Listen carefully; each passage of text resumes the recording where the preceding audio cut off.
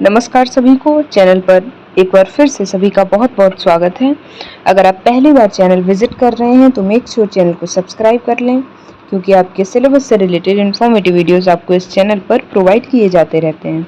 तो आज बात होगी मीडिया की भाषा पर, या फिर कह लीजिए हिंदी भाषा के नवीन प्रयोगों पर। इसमें प्रिंट मीडिया भी सम्मिलित है, सोशल मीडिया की भाषा क्या है इस पर भी विस्तृत चर्चा होगी, इलेक्ट्रॉनिक मीडिया की और सिनेमा की भाषा क्या है, इनकी विशेषताएं क्या हैं, कुछ एग्जाम्पल्स के माध्यम से आपको ये सारी चीज़ें विस्तार से समझाई जाएंगी ताकि आपको कोई भी डाउट या क्वेरी ना रहे। तो बीए हिंदी ऑनर्स के 6th सेमेस्टर में हिंदी भाषा स्वरूप संरचना और इतिहास का एक पेपर लगा हुआ है DSC 16 नाम से, तो उसके अंतर्गत ये टॉपिक आता है। तो ये एग्जाम पर्सपेक्टिव से बहुत ही इम्पोर्टेंट हो जाता है, क्योंकि ये आपकी पूरी एक यूनिट को इस वीडियो में मैं कवर करूंगी। तो एक वीडियो के माध्यम से आपकी पूरी एक यूनिट भी कंप्लीट हो जाएगी, और आपको अगर आप कहेंगे तो मैं नोट्स भी प्रोवाइड करा दूंगी। तो बिना समय ज़ाया किए वीडियो को शुरू कर लेते हैं। तो मीडिया पे बात करते हैं। मीडिया शब्द हम सब ने सुना है, जाहिर सी बात है।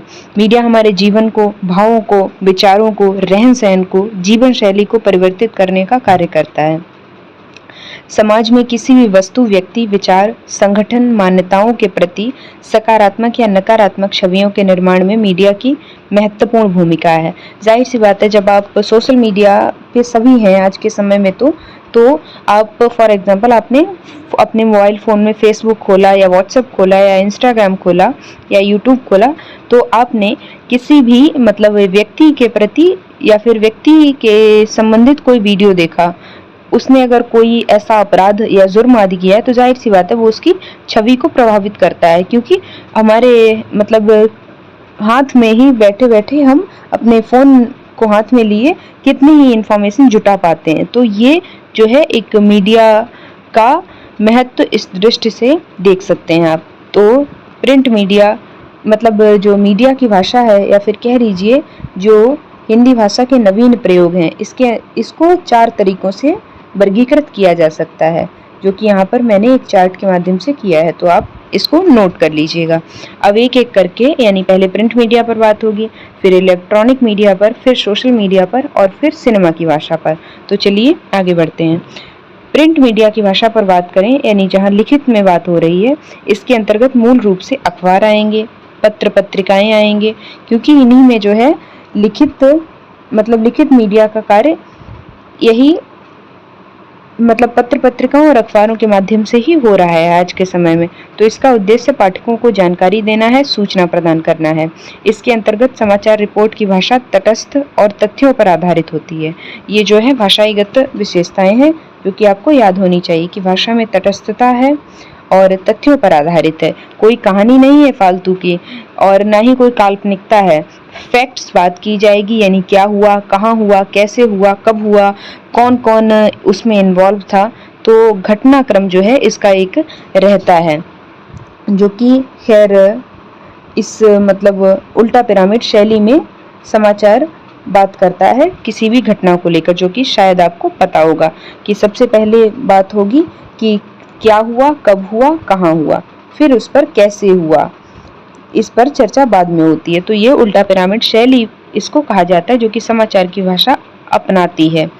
आगे बढ़े तो यहाँ पर कुछ एग्जाम्पल भी दिए गए, हालांकि जो पॉइंट छूट रहे हैं वो आप पढ़ते चलिएगा कि इसमें कहीं ना कहीं थोड़ी बहुत रचनात्मकता भी होती है और वर्णनात्मकता भी होती है, यानी विश्लेषण करते हुए चीज़ों को एक्सप्लेन किया जाता है। और जो इसकी हेडलाइंस होती हैं वो कैची होती हैं, यानी हमारा जो पाठक का उस पूरी घटना को या उस पूरी रिपोर्ट को पढ़ने का मन हो जाए, ऐसी उसकी जो हेडलाइन होती है कैची होती है, यानी हमें आकर्षित करती है कि हमें एक ना एक बार वो रिपोर्ट पढ़ ही लेनी चाहिए। यहाँ पर एग्जाम्पल भी दिए हैं कि समाचार शीर्षक की भाषा कैसी होती है। यहाँ पर पेट्रोल के दाम में आज बढ़ोतरी, या सोना 2000 रुपये फिसला, या चांदी 4000 रुपये उछली, इस तरह के आप देखते होंगे रोजमर्रा की जिंदगी में भी जब आप न्यूज़पेपर उठा के देखते होंगे।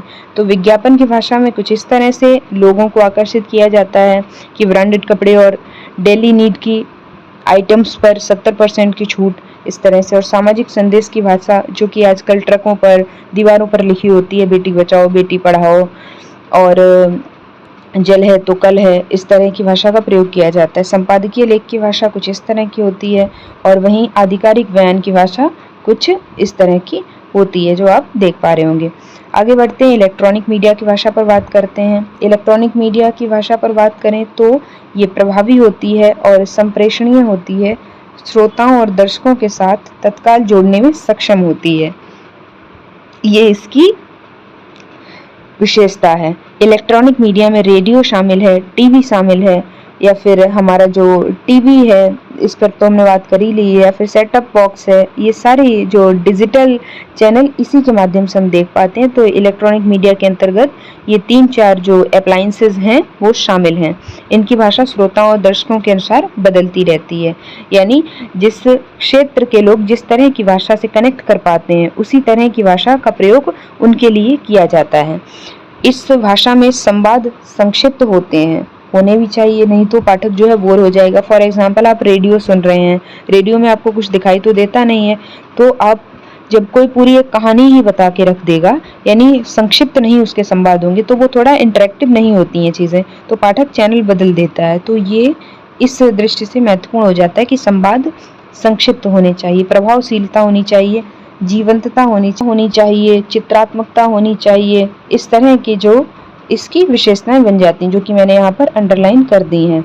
और इसमें जो है इसकी एक और महत्वपूर्ण विशेषता है कि इसमें नवीन शब्दावली का प्रयोग देखने को मिलता है और किया भी जाना चाहिए, जिसमें स्लैंग्स का भी प्रयोग किया जाता है, जो कि आजकल काफ़ी ट्रेंडिंग में है कि ये स्लैंग है, इसका अर्थ जैसे लोल और इस तरह से GOAT, greatest of all the time, इस तरह की शब्दावली का प्रयोग हो जाता है। TQ का अर्थ होता है थैंक यू, EOD का अर्थ होता है end of the day, RN का मतलब होता है राइट नाउ।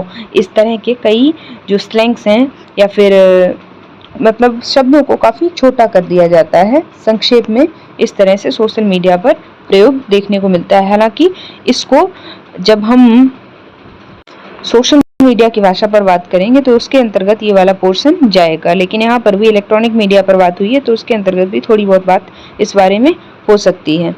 और यहाँ पर कुछ एक एग्जांपल्स और दिए गए हैं जो आप यहाँ पर देख सकते हैं कि टीवी विज्ञापन किस तरह से दिखाते हैं और मनोरंजन चैनल किस तरह से दिखाते हैं और सोशल मीडिया प्लेटफॉर्म्स पे किस तरह से मतलब भाषा का प्रयोग देखने को मिलता है। अब सोशल मीडिया पर ही बात कर लेते हैं, हालांकि इस पर ऊपर ही काफ़ी बात कर ली गई है। तो कुछ सोशल मीडिया प्लेटफॉर्म्स हैं जैसे कि फेसबुक है, इंस्टाग्राम है, व्हाट्सएप है, यूट्यूब है, स्नैपचैट है, टिंडर है, हिंज है, आदि आदि कई सोशल मीडिया प्लेटफॉर्म्स आज के समय में लोग प्रयोग कर रहे हैं। तो इनकी भाषा शैली प्रभावशाली होनी चाहिए, नवीन शब्दावली का प्रयोग होना चाहिए, यानी जो ट्रेंडिंग वर्ड्स हैं, जिस समय जो वर्ड ट्रेंड करता है उसी का प्रयोग सोशल मीडिया पर दिखाई देता है। फिर कह लीजिए सोशल मीडिया ही किसी शब्द को या फिर किसी शब्दावली को प्रयोग कराने में या फिर किसी भाषा को या स्लैंग्स का प्रयोग जो होता है, ट्रेंड करती हैं चीज़ें, वो सोशल मीडिया के चलते ही ये सारी चीज़ें देखने को मिलती हैं। तो आकर्षक और नवीनता भी होनी चाहिए सोशल मीडिया की भाषा में, जिससे कि उपभोक्ता जो है उसे ऊब महसूस ना हो, यानी वो बोर ना हो चीज़ों को देखकर। वाक्य छोटे और संक्षिप्त होने चाहिए, ट्रेंडिंग शब्दावली का प्रयोग होना चाहिए। ट्रेंड्स के अनुसार भाषा जो है सोशल मीडिया की बदलती रहती है। अब कुछ एग्जांपल्स यहाँ पर देख लेते हैं, जैसे कि हैशटैग्स का प्रयोग भी सोशल मीडिया पर देखने को मिलता है। आप जब ट्विटर खोलते होंगे तो वहाँ पर भी आप ये चीज़ नोटिस करते होंगे कि आज कोई हैशटैग ट्रेंड कर रहा है, तो उससे ये पता चल जाता है कि किस घटना के बारे में लोग ज़्यादा जान रहे हैं, किस घटना पर लोग ज़्यादा रिएक्ट कर रहे हैं। तो जैसे मन की बात, स्वच्छ भारत, आपकी आवाज़, वी वांट जस्टिस, इस तरह की जो शब्दावली है या फिर भाषा का प्रयोग देखने को मिलता है सोशल मीडिया की भाषा के अंतर्गत। इसमें अवतार का भी प्रयोग दिखाई देता है, इमोजीज का, स्टिकर का या GIF का भी प्रयोग दिखाई दे जाता है। जैसे कि यहाँ पर जो XD है वो लाफिंग इमोजी को दिखाती है, ऐसे ही कई आप देखे होंगे। कुछ संकेत चिन्हों के माध्यम से कोई ना कोई भाव निरूपित किया जाता है सोशल मीडिया की भाषा में। अब बात करते हैं चौथा और अंतिम, सिनेमा की भाषा। सिनेमा की भाषा पर बात करें तो साहित्य, संस्कृति और सिनेमा का गहरा संबंध है आपस में, जाहिर सी बात है। सिनेमा में साहित्य को मनोरंजक और भावपूर्ण रीति से प्रस्तुत किया जाता है। अपने समय की संस्कृति को प्रदर्शित किया जाता है, यानी साहित्य के यथार्थ और उसमें वर्णित संस्कृति को सिनेमा व्यापक फलक प्रदान करता है। सिनेमा की भाषा बहुआयामी, ये चीज आप जो अंडरलाइन पोर्शन है उसको तो एटलीस्ट पॉइंटर्स की तरह नोट डाउन कर लीजिए ताकि आपको बाद में चीजें याद करने में आसानी रहे। सिनेमा की भाषा बहुआयामी होती है और बहुस्तरीय होती है, यानी इसके कई आयाम है, व्यापक आयाम है, न कि काफी छोटे स्तर पर बात होती है। सिनेमा की जो व्यापकता है विश्व भर में फैली हुई है, तो इसका जो आयाम है वो भी व्यापक होता है। इसमें संवाद, दृश्य, ध्वनि और भाव भंगिमा के माध्यम से साहित्य की विविध विधाओं के माध्यम से अभिव्यक्ति की जाती है, भावों की, भंगिमाओं की, ध्वनियों की और दृश्यों की। सिनेमा केवल संवाद तक सीमित नहीं रहता, बल्कि दृश्य संप्रेषण, संगीत और प्रतीक माध्यमों का प्रयोग किया जाता है, जिससे दर्शक जुड़ाव महसूस करते हैं। अब कुछ उदाहरण के माध्यम से समझ लेते हैं और यहीं पर हमारी जो टॉपिक है 4th यूनिट है पूरी कवर अप हो जाएगी।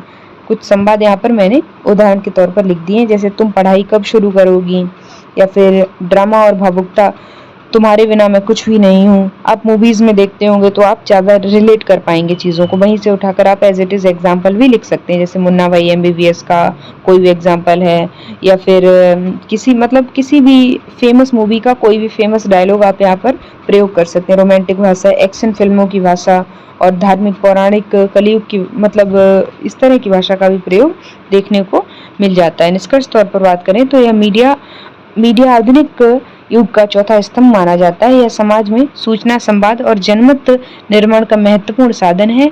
मीडिया की भाषा, चाहे वह प्रिंट हो, इलेक्ट्रॉनिक हो या डिजिटल हो, आज के समाज में एक प्रभावशाली भूमिका निभा रही है। इसके माध्यम से जनता को न केवल जानकारी मिलती है, बल्कि यह उनकी सोच और दृष्टिकोण को भी प्रभावित करती है। अतः मीडिया को चाहिए कि वह अपनी भाषा का प्रयोग संयमित, उद्देश्यपूर्ण और नैतिक ढंग से करे, ताकि समाज में सूचनाओं का स्वस्थ संचार हो सके। तो ये जिम्मेदारी बनती है मीडिया की। तो यहाँ पर 4th यूनिट हमारी पूरी कवर हो जाती है। अगर अभी भी कोई डाउट या क्वेरी आपको रहती है तो आप मुझसे पूछ सकते हैं, मैं आपको रिप्लाई दे दूंगी। बाकी आई होप आप चीज़ों को समझ गए होंगे, क्योंकि मैं बहुत ही इजी टॉपिक है और बहुत ही मैंने इजी वे में एग्जाम्पल्स के साथ में चीज़ें आपको समझाई हैं, तो आपको चीज़ें समझ आ ही जानी चाहिए। अगर वीडियो अच्छा लगता है तो वीडियो को लाइक करें। अगर और कोई टॉपिक समझने में आपको परेशानी आ रही है, हालांकि मैंने आपके सिलेबस का मेजर पोर्शन कवर कर लिया है, तो आप एक बार चैनल विजिट करिए, वहाँ पे आपको वीडियो मिल जाएगा आपके डाउट से डेडिकेटेड, या फिर आप YouTube पर जाकर टॉपिक सर्च करिए, साथ में मेरा या मेरे चैनल का नाम सर्च करिए, तो वो टॉपिक आपको वहाँ पर प्रोवाइड कर दिया जाएगा। अगर आपको नोट्स चाहिए हैं, ये PDF चाहिए, तो आप मुझे बता दें समय से, ताकि मैं आपको ये PDF प्रोवाइड करा दूं। वीडियो को यहीं पे एंड करते हैं। Thanks for watching this video.